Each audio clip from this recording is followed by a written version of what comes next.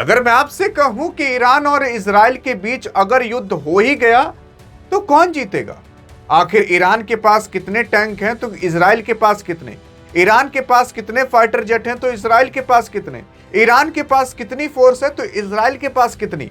आइए एक एक पुख्ता सबूत के साथ देखते हैं कि आखिरकार कौन जीतेगा तो कौन हारेगा। क्योंकि हाल फिलहाल जब से अमेरिका और इजराइल मिलकर ईरान के ऊपर अटैक कर दिए हैं, तब से अभी तक यही चर्चाएं चल रही हैं कि अगर ईरान भी अपने ऊपर आ गया और अपने पर आ गया तो क्या इजराइल को टक्कर दे सकता है? आप अभी जानकर दंग हो जाओगे कि किससे पंगा लिया जा रहा है। यार देखो, असल में इजराइल को पता था कि मैं ईरान को अकेले मात नहीं दे सकता। इजराइल इसी वजह से हमेशा अमेरिका का साथ लिया करता है और अमेरिका ने पहले ईरान को आर्थिक रूप से तोड़ा, जैसे कि डॉलर से तोड़ा और काफ़ी सारे प्रतिबंध लगाकर तोड़ा और बहुत सारी चीज़ें ऐसी प्रतिबंध लगा दी इनके बैंकिंग सेक्टर के ऊपर, इनके ऑयल के ऊपर, ताकि इनसे कोई ऑयल ना खरीद पाए, जिसकी वजह से ये पहले आर्थिक रूप से टूट गए और इतना टूट गए कि $1 बराबर लगभग 14 लाख ईरानी करेंसी के बराबर हो गया था। मतलब अगर आप 14 लाख ईरानी करेंसी लेकर जाते तब आपको $1 के बराबर सामान मिलता, यानी कि 80-90 रुपए का सामान अगर आपको खरीदना था तो 14 लाख आपको ईरानी करेंसी लेकर जानी पड़ती। इतना टूट चुका था ईरान, इतनी वहां पर भुखमरी, इतनी वहां पर महंगाई, वहां पर पढ़ाई लिखाई सब भूल चुके थे। इसी वजह से ईरान को पहले इस तरीके से तोड़ा गया। अगर इनको आर्थिक रूप से तोड़ दिया जाता तो ये मिसाइल और बाकी इक्विपमेंट कहां से खरीद पाते। इसी वजह से इनको तोड़ने के लिए सालों से षड्यंत्र रचा जा रहा था। अभी हाल फिलहाल जब इन्होंने न्यूक्लियर बम बनाने की बात की ना, उसके बाद से इनके ऊपर अटैक करने की संभावना काफी ज्यादा बढ़ चुकी थी। क्योंकि अगर इनके पास न्यूक्लियर बम आ जाता तो इजराइल से ईरान कभी डरता ना, और इसी वजह से जो इजराइल है वो कभी भी नहीं चाहता कि इनके पास न्यूक्लियर बम आए। क्योंकि इजराइल आप अगर मैप में देखोगे ना तो इसका क्षेत्रफल बहुत छोटा है भले आपका इजराइल बहुत पावरफुल, लेकिन ये एरिया में ना बहुत कम है। इसी वजह से ये डरता है कि मैं कितना भी पावरफुल हूं, लेकिन अगर एक न्यूक्लियर बम गिरा ना इजराइल के ऊपर तो खत्म हो जाएगा इजराइल, चाहे जितना पावरफुल है ये, क्योंकि इसका क्षेत्रफल काफी कम है। इसी वजह से इजराइल चाहता है कि ईरान के पास कभी भी न्यूक्लियर बम ना आए, क्योंकि इजराइल और ईरान हमेशा से दुश्मन रहे हैं। और इसी वजह से इजराइल अमेरिका का साथ लिया करता है ताकि ईरान को धमकाया जा सके, मारा जा सके। लेकिन आइए देख ही लेते हैं कि आखिरकार कितनी ताकत आपकी इजराइल के अंदर है तो कितनी ताकत ईरान के अंदर। देखो, दोनों भारत के दोस्त हैं, लेकिन अब किस ओर जाओगे किसी को कुछ समझ नहीं आ रहा। लेकिन एक बार देखते हैं कि आखिरकार कौन जीतेगा तो कौन हारेगा। बहुत से लोग सोचते हैं कि इजराइल तो बहुत पावरफुल है भाई साहब, ईरान तो उसके सामने कुछ नहीं है। अरे भाई साहब, अगर आप देखने की कोशिश करोगे तो आप जाकर इसे खुद क्रॉस वेरीफाई कर सकते हो, कहीं और नहीं। ये वेबसाइट है globalfirepower.com, जो कि हमेशा दूसरे देश को दूसरे देश से कंपेयर करके बताती है कि आखिरकार कौन ज्यादा पावरफुल है। यार देखो, इजराइल जो है ना वो वर्ल्ड के अंदर 145वें में से 15वें रैंक पर आती है इन सब चीजों के मामले में। तो आपका ईरान भी 16वें रैंक पर आता है। बहुत ज्यादा डिफरेंस नहीं है कि अगर आप सोचिए कि इजराइल बहुत पावरफुल होगा, अरे ये 15वें पर है तो ये 16वें पर है। अब अगर आप देखने की कोशिश करोगे तो हम सब चीजों को कंपेयर करके देखेंगे, चाहे वो मैन पावर हो, चाहे एयर पावर हो, चाहे लैंड पावर हो, चाहे नेवी पावर हो, चाहे रिसोर्सेस हो, चाहे फाइनेंस हो, चाहे लॉजिस्टिक्स हो, चाहे ज्योग्राफीस हो। सब चीजों को देखेंगे, फिर पता लगाएंगे कि आखिरकार कौन ज्यादा पावरफुल निकलता है। तो अगर आप देखने की कोशिश करोगे पॉपुलेशन के हिसाब से तो सिंपल सी बात है, पॉपुलेशन आपके ईरान की ज्यादा है। इजराइल की कितनी ही पॉपुलेशन है, यहाँ पर इकाई दहाई सैकड़ा हजार करके भी आप गिन सकते हो। 1 10 100 1000 10 लाख 10 लाख 94 लाख हैं केवल। 1 करोड़ भी ढंग से भी इजराइल की जनसंख्या नहीं पहुंची है। अब सोच कर देखिए, जितना ईरान के अंदर लोग आर्मी में होंगे ना, उतनी तो इनकी जनसंख्या लगभग है, इस हिसाब से है। लेकिन बहरहाल अगर देखा जाए, अवेलेबल मैन पावर अभी आपकी ईरान की बहुत ज़्यादा है। फिर अगर देखो फिट फॉर सर्विस ईरान की बहुत ज़्यादा है। फिर उसके बाद अगर आप देखोगे एज के हिसाब से ईरान की बहुत ज़्यादा है। इजराइल यहाँ पर कहीं टक्कर भी नहीं दे पाएगा। अगर एक्टिव पर्सनल्स देखोगे तो ईरान के पास ज़्यादा है। रिजर्व पर्सनल्स देखोगे तो ईरान के पास लगभग, ईरान इजराइल आप देखोगे इसमें थोड़े मैचिंग करते हैं रिजर्व में। फिर उसके बाद अगर नीचे जाने की कोशिश करें, अब आते हैं डिफेंस पर। डिफेंस की बजट देखोगे ना तो आपका जो ईरान का बजट है वो बहुत कम है, जो कि काफ़ी ज़्यादा होना चाहिए था। इजराइल का डिफेंस बजट हमेशा ज़्यादा रहता है। क्यों ज़्यादा रहता है? इसलिए ज़्यादा रहता है क्योंकि इजराइल को पता है कि अगर मैं डिफेंस पर नहीं खर्च किया तो मेरा क्षेत्रफल इतना छोटा है, मेरे चारों तरफ इतने दुश्मन हैं कि अगर मैं नहीं अपने डिफेंस पर खर्च किया तो कोई आकर मुझे थुर थर कर चला जाएगा और मैं मुंह ताकता रह जाऊंगा, मैं अपने आप को बचा भी नहीं पाऊंगा। और यही डिफेंस बजट सबसे ज़्यादा मेन होता है। अभी डिफेंस बजट ईरान का इसलिए कम है क्योंकि ईरान को पता है कि वो वैसे ही बर्बाद हो रहा है। डिफेंस पर और पैसा खर्च करेगा तो वो अपने देश के अंदर बैठे लोगों को संभाल नहीं पाएगा। अगर एक्सटर्नल डेब्ट यानी कर्ज की बात करें तो कर्ज में आपका ईरान 39th रैंक पर आता है और इजराइल जो है वो आपका 107वीं रैंक पर आता है। फिर अगर फॉरेन रिजर्व्स की बात करें तो ईरान आपका देख सकते हो कि 25वें रैंक पर आता है और इजराइल 20वें रैंक पर आता है, यानी कि इजराइल यहाँ पर आगे निकल रहा है। परचेजिंग पावर की बात करें तो ईरान की देखोगे तो 23वें रैंक पर आता है और परचेजिंग पावर में 51वें रैंक पर आपका इजराइल आता है। लेकिन अगर देखा जाए अब एयरफोर्स के हिसाब से तो एयरफोर्स में देखोगे टोटल एयरक्राफ्ट किसी और के पास नहीं बल्कि ईरान के पास 551 है और वहीं टोटल एयरक्राफ्ट आपके इजराइल के पास 600 के करीब है। लगभग 46 एयरक्राफ्ट ही केवल ज़्यादा है इजराइल के पास, बहुत ज़्यादा डिफरेंस नहीं है। यानी कि अगर टक्कर हो गई ना तो टक्कर का मुकाबला भी हो सकता है। उसके बाद अगर फाइटर एयरक्राफ्ट देखा जाए तो 188 आपके ईरान के पास हैं तो 293 आपके इजराइल के पास है। इसमें केवल 51 यानी कि 51 फाइटर एयरक्राफ्ट का डिफरेंस है। यहाँ पर अगर आपके ईरान के पास और थोड़े होते तो इसमें भी ये टक्कर दे लेता, लेकिन हाँ इसमें आपके इजराइल के पास ज़्यादा है। अगर आप देखोगे डेडिकेटेड अटैक तो 21 है आपके ईरान के पास, इनके पास 45 है। फिर ट्रांसपोर्ट की बात करें तो 86, इनके पास केवल 14, जो कि यहाँ पर आपका ईरान जीतता है। फिर अगर ट्रेनर्स की बात करें तो 103 ईरान के पास, ट्रेनर्स 148 इजराइल के पास, यहाँ इजराइल जीतता है।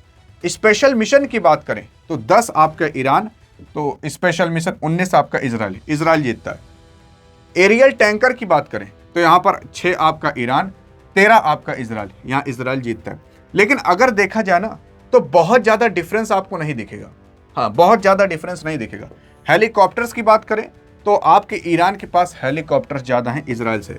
अटैक हेलीकॉप्टर की बात करें तो 13 आपके पास ईरान के पास हैं और अटैक हेलीकॉप्टर इजराइल के पास 48 हैं, जिसकी वजह से 48 होने मतलब देखो यहाँ पर हेलीकॉप्टर होना जरूरी नहीं है, आपके पास अटैक हेलीकॉप्टर कितने हैं वो मायने रखता है, तो यहाँ पर इजराइल जीत जाता है। फिर अगर उसके बाद बात करें लैंड पावर की तो टैंक स्ट्रेंथ की बात करें तो आपके ईरान के पास काफ़ी ज़्यादा है टैंक स्ट्रेंथ। और मैं आपको बता देना चाहता हूँ कि मेन जो युद्ध लड़ा जाता है ना, जब जमीन पर लड़ा जाता है, जैसे इंडिया पाकिस्तान से लड़ जाए तो मेन युद्ध ये टैंक से लड़ा जाता है। ये जो तोप चलते हैं ना ये सबसे ज़्यादा खतरनाक होते हैं, क्योंकि जब इन तोपों का बिगड़ा एक बार चलना चालू करता है ना भाई साहब, तो जान जाइए वहाँ से 1-1 किलोमीटर दूर ऐसे साफ करता हुआ चलता चला जाता है, कोई दिखता नहीं। अगर वहाँ पर अगर होगा ना फिर वो बचने की उसकी ना के बराबर उम्मीद होती है।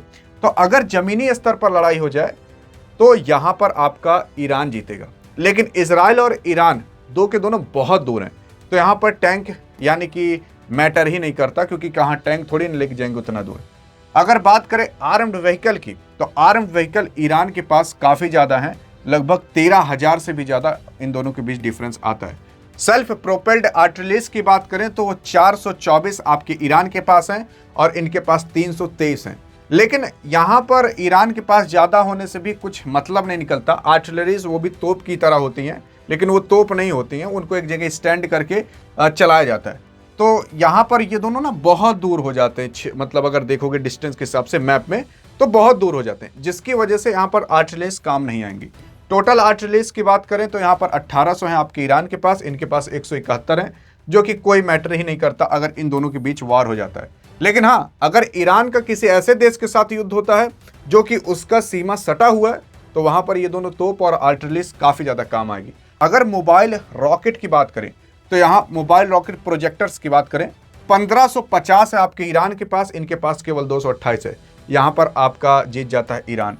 और उसके बाद अगर बात करें नेवी की यानी कि नेवल पावर की तो फ्लीट स्ट्रेंथ की बात करें तो 109 आपके ईरान के पास है और इनके पास केवल 82 हैं। अगर मान लेते हैं समुद्र में लड़ा जाए तब आपका ईरान काफी अच्छे से टक्कर दे देगा। ईरान देखो, ईरान ना दो जगह काफी अच्छे से टक्कर दे देगा, एक समुद्र में और दूसरा लैंड पर। एयर में उतना ये टक्कर नहीं दे पाएगा, हाँ दे लेगा, बहुत ज्यादा नहीं दे पाएगा। यहां पर अगर आप देखोगे तो एयरक्राफ्ट कैरियर की तो इनके पास 0 है, एयरक्राफ्ट कैरियर इनके पास भी 0 है। अरे एयरक्राफ्ट कैरियर वही जो बड़ी सी नाव होती है ना, जिसपे कई सारे एयरक्राफ्ट लाद दो, कई सारे प्लेन लाद दो, 1000-2000 आर्मी वाले लाद दो। भारत के पास 2-3 ठो एयरक्राफ्ट कैरियर है, इन लोग के पास एक को नहीं है। यहाँ हेलो कैरियर की बात करें तो दो के दोनों के पास एक को नहीं है। सबमरीन की बात करें तो ईरान के पास 25 ठो हैं, सबमरीन की बात करें तो इजराइल के पास केवल 6 ठो हैं। और ये अगर आप देखोगे ना सबमरीन, इसे साइलेंट किलर कहा जाता है। पानी के अंदर रहकर जो तरीके से ये मार करती है ना भाई साहब, अगर जिसके पास सबमरीन है, मैं आपको बता देना चाहता हूं, जो रूस है वो सोचता है ना कि ये एयरक्राफ्ट कैरियर किसी काम के नहीं होते, सबमरीन सबसे ज्यादा काम की होती हैं। और आप जाकर देख सकते हो रूस के पास कितनी सबमरीन है। अगर जिसके पास जितनी ज्यादा सबमरीन होगी ना भाई साहब, कोई माई कलाल पैदा नहीं हुआ कि उस देश को हरा दे नेवी में या फिर समुद्र में, कोई हरा ही नहीं सकता उसको। तो सबमरीन होना काफी ज्यादा अति आवश्यक है, जो कि आपके ईरान के पास काफी ज्यादा है। अगर डिस्ट्रॉयर्स की बात करें तो दो के दोनों के पास नहीं है। अगर बात करें फ्रिगेट्स की तो आपके ईरान के पास 7 हैं, इजराइल के पास है ही नहीं, जिसकी वजह से यहां पर भी आपका ईरान जीत जाता है।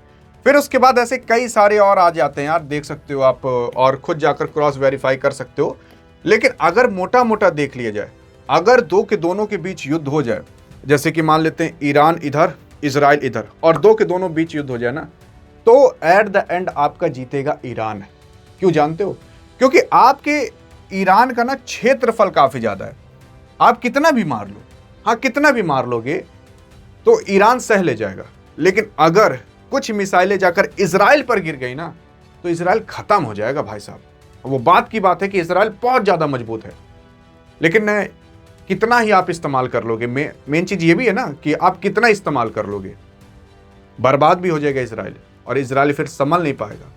क्योंकि इजराइल के ऊपर अगर जाकर मिसाइलें धड़ाम धड़ाम, चलो आप ईरान के ऊपर मार लोगे, लेकिन जब ईरान मारना चालू करेगा ना, इतने से हो खत्म हो जाएगा पूरा का पूरा इजराइल। इसी वजह से यहां पर मेन जो आता है ना, वो आता है कुछ और नहीं बल्कि क्षेत्रफल भी लिया जाता है। अब मान लेते हैं इजराइल जो है वो आपके ईरान को मार देता है, काफी बर्बाद कर देता है, लेकिन इजराइल के पास ना नेचुरल रिसोर्सेज बहुत ज्यादा है। जैसे ऑयल अगर आप देखोगे ना, अब देख लो कितना बड़ा डिफरेंस है। और अगर आपका ईरान किसी भी देश को ऑयल बेचना चालू किया ना, तो वापस वो पैसे कमा लेगा। लेकिन इजराइल नहीं भैया, इजराइल को बर्बाद कर दिए, उसकी टेक्नोलॉजी बर्बाद कर दिए, फिर वो नहीं कमा पाएगा। लेकिन ईरान बड़े आराम से कमा लेगा। देख सकते हो यहाँ पर केवल नीली ही पट्टी दिख रही है, और नीली पट्टी आपकी ईरान वाली है। Natural resources, proven oil reserve, ये सब आपकी ईरान के पास है। नेचुरल गैस अगर आप देखोगे ईरान के पास है, नेचुरल गैस रिजर्व्स ईरान के पास है, कोल प्रोडक्शन ईरान के पास है, कोल कंजप्शन आपके ईरान इजराइल दोनों के पास है, प्रोवन कोल रिजर्व्स आपके ईरान के पास हैं, जिसकी वजह से आपका ईरान काफी अच्छे जीत जाएगा। यही मैं आपको समझाना चाहता हूं ज्योग्राफी के बारे में। अब आप देख सकते हो, यही मैं आपको समझाना चाहता हूं ज्योग्राफी के बारे में। ज्योग्राफी का मतलब कौन कितना बड़ा है। तो आपका इजराइल इतना छोटा है कि उसे आप आराम से गिन सकते हो, 21,937 वर्ग किलोमीटर।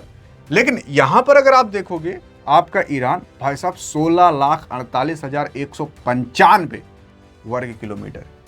तो इजराइल कितना भी ठोकेगा ना, जब ये एक बार ठोक देगा तो खत्म हो जाएंगे। भारत के अंदर अगर आप देखोगे ना, कुछ ऐसे बड़े बड़े शहर हैं जो इजराइल के बराबर होंगे। हाँ जी हाँ, तो इतना आसान है इजराइल खत्म करना। इजराइल है काफी खतरनाक, ऐसा नहीं कि उसे आप नॉर्मली मार सकते हो। लेकिन अगर एक बार उनका आयरन डोम फेल हो गया और धड़ाम से मिसाइलें जाकर गिर गई, तो फिर इजराइल को बचना बहुत मुश्किल हो जाएगा। और इजराइल जानता है कि मेरी सबसे बड़ी कमजोरी मेरा क्षेत्रफल ही है, और मेरा क्षेत्रफल ही मुझे मार डालेगा। इसीलिए इजराइल चाहता है कि ईरान के पास कभी भी न्यूक्लियर बम ना आए। अगर न्यूक्लियर बम आ गया तो एक के दाम धड़ाम से गिराएगा, नींद के हैं चले जाएंगे। देखो यार, इजराइल भी भारत का दोस्त है, ईरान भी भारत का दोस्त है। ऐसा नहीं कि मैं ईरान की ओर से बोल रहा हूँ, लेकिन वास्तविकता देखोगे तो ईरान आराम से जीत जाएगा। इसीलिए इजराइल जो है वो अमेरिका का साथ लिया करता है। अगर ऐसे टेक्नोलॉजी के हिसाब से देखो तो इजराइल ही आगे है, लेकिन क्षेत्रफल की वजह से मार खा जाएगा। इतना एरिया साफ कर देगा एक बार में अगर मिसाइल गिराना चालू किया आपका ईरान, फिर नीचे वाला एरिया खत्म कर देगा, खत्म हो जाएगा इजराइल। जी हाँ, इजराइल तो इतना छोटा देश है ना कि एक समय था कि लोग इजराइल को देश ही नहीं माना करते थे, वो तो जबरदस्ती देश मनवाया गया था। हाँ, भारत मानता है देश, आप और हम भी मानते हैं देश। अभी तक पाकिस्तान देश नहीं माना करता था। डोनाल्ड ट्रंप वो जो गाजा पीस पे साइन करवाए तब जाकर पाकिस्तान माना हाँ इजराइल देश है, आज तक माना ही नहीं करता था। तो इसी वजह से कह रहे हैं, क्षेत्रफल के हिसाब से अगर देख लिया जाए तो आपका इजराइल एट द एंड हार ही जाएगा। हाँ, मार खाएगा आपका ईरान भी, लेकिन हारेगा आपका इजराइल एट द एंड। बाकी आपके हिसाब से कौन जीते हारेगा बताइएगा जरूर, लेकिन यहां पर इजराइल नहीं हारेगा, इसलिए क्योंकि इजराइल का साथ अभी अमेरिका दे रहा है, इस वजह से नहीं हारेगा। बाकी अगर जानकारी अच्छी लगी हो तो बताइएगा जरूर, अधिक जानकारी चाहिए तो इस वीडियो में मिलते हैं, तब तक लिए जय हिंद जय भारत।